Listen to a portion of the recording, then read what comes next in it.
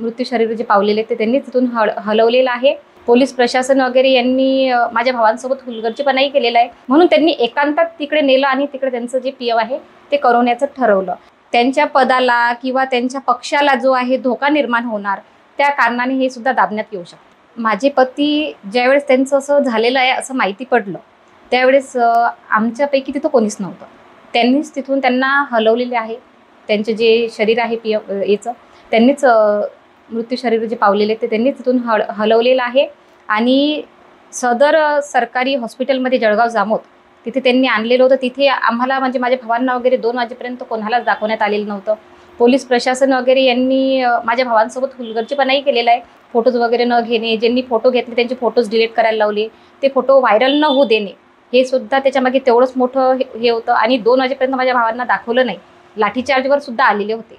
आणि तेच नाही तर त्याच्यानंतर दुसऱ्या दिवशी सकाळी 10 वाजता, आदल्या दिवशी 8ला जी घटना माहिती पडली, दुसऱ्या दिवशी सकाळी 10 वाजता त्यांनी इथून अकोल्यासाठी नेलेले होते पीएम करण्यासाठी। आणि इथे सगळी जी व्यवस्था आहे झाली असती जळगाव जामोदमध्ये पीएमची, पण इथं त्यांची प्रचंड गर्दी असल्यामुळे इथं खूप प्रश्न त्यांना निर्माण झाले असते त्यांच्या भोवती, म्हणून त्यांनी एकांतात तिकडे नेलं आणि तिकडे त्यांचं जे पीएम आहे ते करवण्याचं ठरवलं।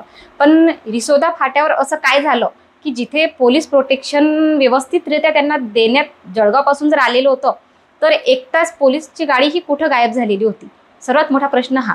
आणि यांची ॲम्ब्युलन्स पोहोचण्याच्या आधी तिथे भाजप कार्यकर्त्यांची जी गाडी आहे ती पोहोचलेली होती आणि तिथे गेल्या गेल्या त्यांनी जे SJ डॉक्टर आहेत त्यांनाच का शोधलं, आणि त्यांनाच शोधलं आणि त्या रिपोर्टमध्ये सुद्धा फेरफार केलेली आहे।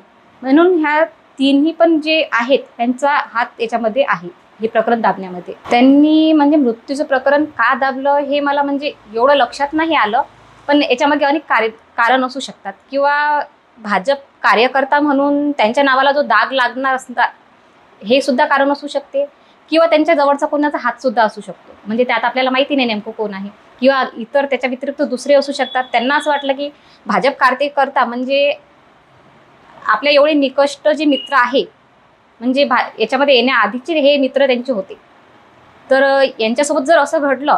आणि माझ्या मिस्टरांचं असं होतं की जरी ते भाजप कार्यकर्ता होते तरी सर्व जाती सर्व पक्ष सगळ्यांना मिळून मिसळून राहण्यासारखे होते, जसं राहत होते। आणि एवढी त्यांची प्रचंड गर्दी होती की प्रत्येक पक्षातले व्यक्तीसुद्धा तिथं हजर होते। म्हणजे यांच्याकडून त्यांच्या पदाला किंवा त्यांच्या पक्षाला जो आहे धोका निर्माण होणार, त्या कारणाने हे सुद्धा दाबण्यात येऊ शकतं। महाराष्ट्रातील सर्व बातम्यांचे विश्वासार्ह व्यासपीठ, सकाळच्या सर्व सोशल मीडिया प्लॅटफॉर्मला लाईक, फॉलो आणि सबस्क्राईब करा। तसंच सर्व नोटिफिकेशनसाठी बेल आयकॉन प्रेस करायला विसरू नका।